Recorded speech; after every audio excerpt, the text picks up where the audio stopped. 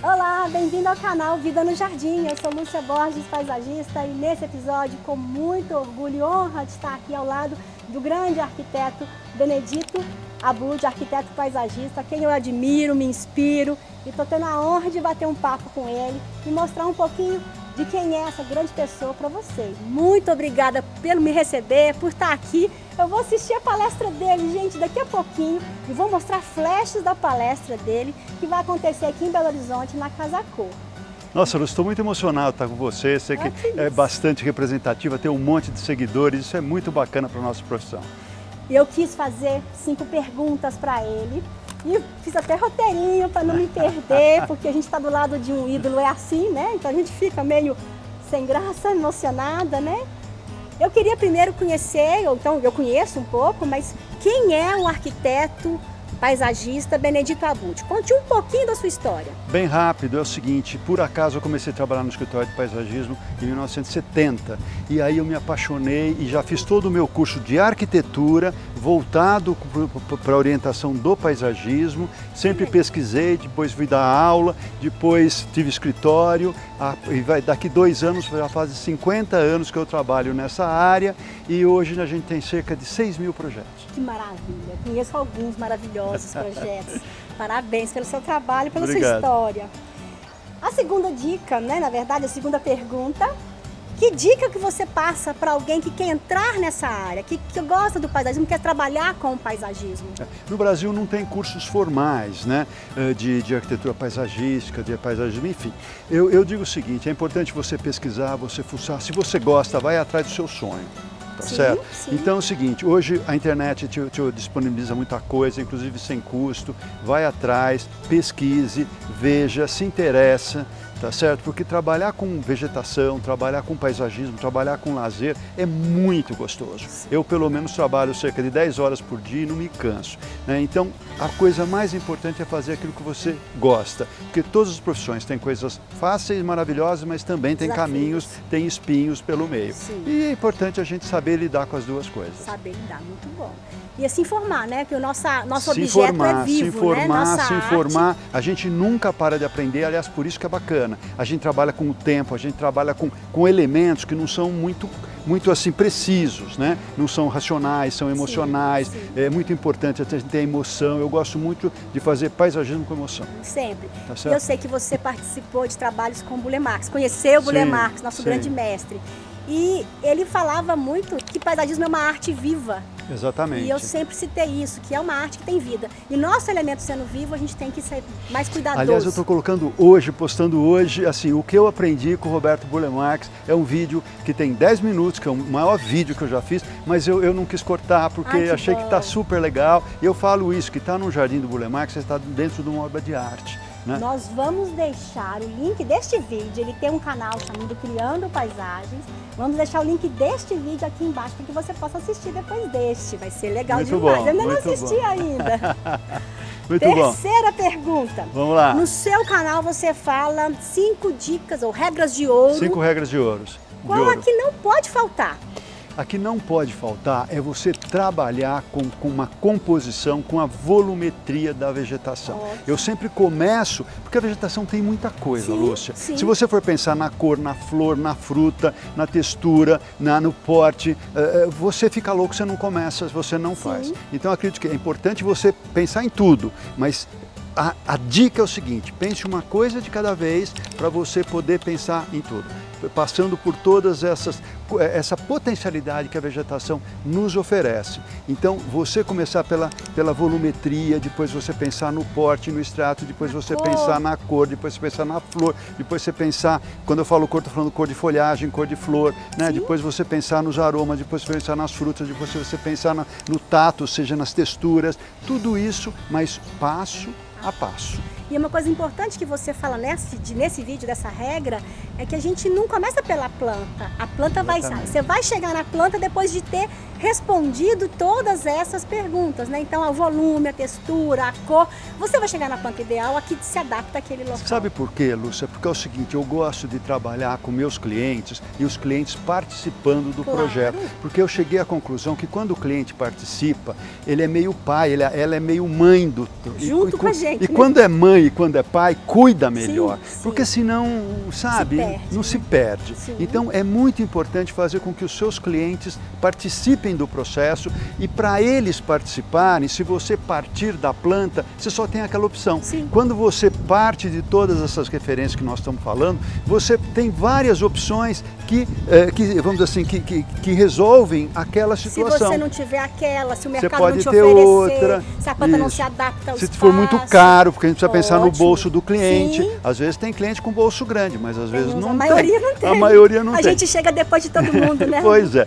Então é muito importante a gente chegar e é muito comum o cliente falar assim, eu quero, quando era criança tinha um pé de jabuticaba, tinha um abacateiro, ou então tinha uma planta que minha avó tinha que eu queria retomar. Você resgata Eu acho isso. muito importante você trabalhar não apenas com os 5 sentidos, mas com a memória das pessoas também. Para as pessoas, sabe, elas terem carinho com exatamente, aquilo, né? Porque terem essa prazer questão de estar no jardim. Exatamente. A emoção. O jardim é muito mais que a beleza hoje em dia. O jardim é um bem-estar, né? Sim, uma qualidade de vida, eu concordo. Sim. É isso aí. Vamos para a quarta, maravilhoso, né, gente? Olha que beleza. Paisagismo é sustentabilidade, mas Isso. como o paisagista pode trabalhar mais essa sustentabilidade? Olha, eu vou falar hoje, inclusive, na palestra, o que eu vejo. Quando se fala em sustentabilidade, normalmente as pessoas pensam em sustentabilidade ambiental. Sim. Ela é fundamental, mas eu acho que ela não é suficiente. Não. Eu acho que é muito importante você pensar eu vejo a sustentabilidade como um tripé. Sim. Ambiental, Sim. que é importantíssima, a social, Claro. e quando eu falo em social, eu estou ensinar. falando de como essa planta, de como essa vegetação pode ajudar para as pessoas, entendeu? Trazendo, resgatando beleza, porque beleza eu acho que é dignidade, Sim. e dignidade é fundamental para o cidadão. Ela vai te trazer várias coisas, né, em relação à sociedade, ela vai melhorar a qualidade do ar, ela vai melhorar o sombreamento e tal. E também, vamos dizer assim, o terceiro pé desse tripé é a sustentabilidade pessoal. Sim. Quer dizer, eu preciso estar bem para eu poder ter a sustentabilidade ambiental, que é salvar o planeta. Agora, se eu estiver doente, se eu não estiver bem, eu não vou salvar os outros. Ótimo. Tá certo? Então, esse tripé, se você não tem um, ele não para de pé. Fica. Então, é o pessoal, o ambiental e o social. Né? Os três estão juntos para que você tenha realmente um lugar fantástico. E a vegetação é fundamental para isso. Né? Tanto o solo quanto a vegetação Tudo. ajuda a melhorar todos os tipos. Tudo, porque a vegetação ajuda com que a água drene. Até o chá do jasmim do imperador, que você colhe a flor na porta da sua chácara. Uma delícia. Então, eu tenho ele na janela do meu quarto, tá lá. Então, tá vendo? Trata, cuida bem. É maravilhoso, gente. Bom, a quinta pergunta é projetar o jardim. Você é um projetista de jardim. Isso. E na hora que você está projetando, desenhando, quando é que você sabe que tá bom? Essa para mim talvez seja a mais difícil. Essa é a pergunta mais difícil, né? Eu me inspiro muito naquilo que o Niemeyer falava. Eu termino de fazer um jardim, eu preciso escrever sobre ele. Tá? Ai, que bom. É o seguinte, o que eu imagino? Porque quando a gente termina de fazer um jardim, principalmente eu que trabalho muito para a área pública e também para os incorporadores, além de fazer residências particulares, normalmente o incorporador vem lá, eles querem colocar isso na mídia e tal, e a pergunta que eles nos fazem, Lúcia, é o seguinte: o que tem esse jardim de especial que os outros não têm? Então isso está pronto para responder. Então, eu acho ótimo eu responder essa pergunta. Antes de se eu não souber responder, o jardim não está pronto. Né? Então, normalmente eu faço o projeto e começo pelo percurso, porque a gente vai falar das ferramentas agora. Sim. Então eu começo a andar, se eu estou a pé, ando de carro, a velocidade é diferente, começo a ver o que tem de bom, o que tem de ruim, e aí eu vou vendo se eu me encanto ou se eu não me encanto. Se eu não me encantar, tá ruim. Tá? Então não chegou lá ainda, então preciso ainda, né, trabalhar mais, chegar lá. E eu vou falar de ferramentas que inclusive é bacana, porque se você não está muito inspirado para fazer tal projeto, as ferramentas te ajudam. Por exemplo, passar entre um ambiente, ter um ponto focal. Então são elementos que você vai ajudando, né, enquadrar a paisagem. São coisas que você pode se inspirar pegando essas ferramentas, que é como se fosse ferramenta mesmo, né? Te ajuda a construir uma coisa. Então, é isso, quer dizer, quando ele está pronto, quando você está feliz com ele e você sabe que é uma coisa que você vai poder responder essa pergunta. Quando? O que ele tem de especial, se ele é uma coisa encantadora ou não, o que ele tem de diferente dos outros que ele fez. Vou tentar aplicar nos meus projetos, estou aprendendo aqui junto. Eu tenho mais uma pergunta. Não, vamos lá, tudo surpresa, hein, gente? Essa aqui é a surpresa. Você falou que está com quase 50 anos trabalhando na área. Eu tenho metade, mas eu estou chegando lá, estou chegando. Certo. Mas uma coisa interessante é a diferença do paisagismo quando você começou para quem está começando agora. Olha, Lúcia, quando eu comecei, o arquiteto era chamado de empregado da madame. Certo? Imagina o paisagista. Nossa, não. O paisagista era o ajudante do empregado de não sei o que da madame. Então, quem chamava o paisagista era a classe super alta, tá certo? Que chamava ali meia dúzia de caras do Brasil para poder resolver. Aliás, muitos países também não têm, né? A gente vê os países da América Latina também com essa dificuldade.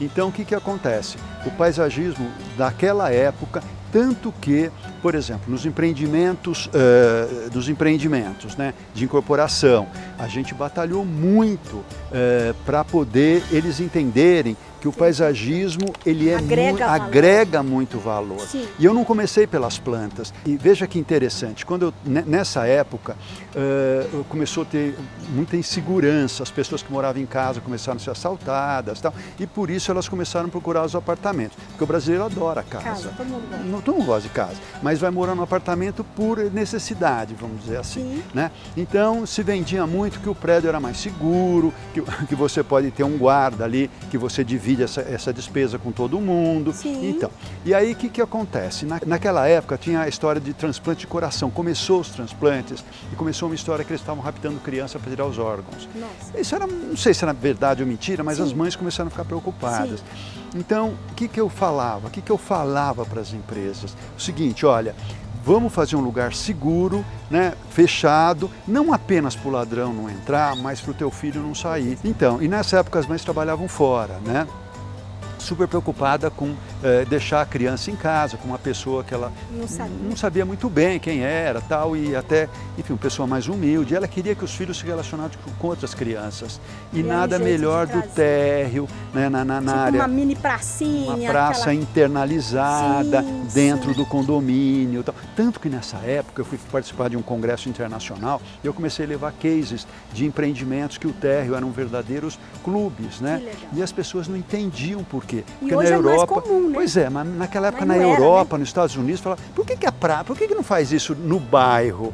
Porque a gente precisava explicar a insegurança que tinha. Insegurança, a pessoa poder sair e deixar a criança né? Vigiando o tempo Exatamente. Então a gente começou com essa história do lazer. E claro, o lazer tem ligado a trazer a natureza para dentro, começamos a estudar formas de vegetação sobre laje, impermeabilização. Eu participei muito dessa pesquisa, né? Para a gente poder começar a ter, porque normalmente a gente tinha garagem embaixo, né? Então era sobre laje mesmo. Então que plantas se adaptavam, que plantas não se adaptavam, que plantas tinham raízes muito agressivas, outras não. Então a gente também errou no começo e fomos aprendendo, né? E hoje isso é mais comum. A gente só faz jardim mais assim do que mesmo em casa. São poucas os condomínios horizontais. E hoje eu vejo assim os empreendimentos, né? Muitas vezes todo o marketing está voltado no paisagismo. Eu vejo isso muito. Todos os trabalhos que a gente às vezes é convidado para participar, hoje é mais aberto, né? Graças a vocês. Não, então, mas foi bastante difícil eles entenderem. Ampliou bastante, ampliou, né? E outra coisa que foi mais difícil foi o seguinte, vocês precisam nos contratar antes, no começo do processo. Para a gente poder dar... Para a gente poder dar todas as diretrizes, por exemplo, se no final eu quero colocar uma árvore, uma palmeira e não foi calculado aquela laje, eu não posso pôr. A estrutura, a profundidade, tudo isso tem que ser visto antes. Tubulações. Tudo, a drenagem, exatamente. Isso é fantástico, então é todo um trabalho, quando a gente trabalha sobre laje, é toda uma previsão. Você precisa prever antes, senão você não consegue fazer nada no final. Tá certo? O seu resultado vai ser muito mais pobre do que poderia ser. Né? Muito legal, que bom. Bom, porque a gente está trabalhando muito nessa parte, né, no paisagismo. Um Legal. prazer incrível. Tô doida muito para bom. assistir a palestra dele, é a importância da vegetação na cidade e vai reforçar tudo que a gente está falando aqui. É isso aí. Tem alguma brechinha aí que é importante, como você já falou, da árvore, essas áreas de lazer, né? Então, essa questão da sustentabilidade da vegetação, porque a vegetação ajuda Fantástico. muito. E a gente precisa acabar com esse preconceito, tá certo? Que a vegetação cai, destrói. Que as flores do ipê sujam a calçada. Suja a Se calçada. precisar de varrer, varre, gente. Gente, Mas deixa cair, né? o seguinte, a vegetação é um ser vivo. vida. Nós viemos da natureza. Sem elas a gente não E a gente hoje, mais de 80% da população do Brasil vive em cidades, tá Sim. certo? Então é fundamental a gente trazer a natureza para a cidade. Agora, para trazer a natureza na cidade, nós precisamos ter espaço. Espaço. Se a gente fizer uma calçadinha de 1,5 Calço m, no chão sabe? e área, né? Você vai pôr uma árvore, uma pessoa não Vai passa, um cadeirante não Pois é. passa. Então você precisa Com toda a prever consciência. área para você ter áreas vegetadas. Agora é o seguinte, a pergunta que fica no ar, por que todos os bairros vegetados são mais valorizados? Porque as pessoas querem morar lá, tá Sim, certo? E por que não sim. uma cidade inteira ser Pode ser arborizada? assim, né? Em Pois qualquer é, cidade. pois é. Verdade. Isso é tão barato, inclusive se você põe plantas menores e espera elas Crescer crescerem, é muito muito fácil, fácil, muito é muito fácil. barato. E a gente não pode ter esse imediatismo assim com a vegetação, Sim, tá sim. certo? Em determinados casos, empreendimentos mais sofisticados, a gente até coloca. Mas normalmente você põe uma árvore menor, aliás, ela vai se desenvolver mais rapidamente do que uma árvore grande, Sim. né? Porque qualquer transplante é sempre uma cirurgia. Claro. E uma criança se recompõe muito mais, né, Do do que que um um adulto, do Sim, que um velho. sim. Então uma árvore Adaptação. pequena, ela se adapta muito mais melhor, fácil. muito né? melhor. Então é isso. Fantástico, adorei. Espero que vocês tenham gostado, curtido também.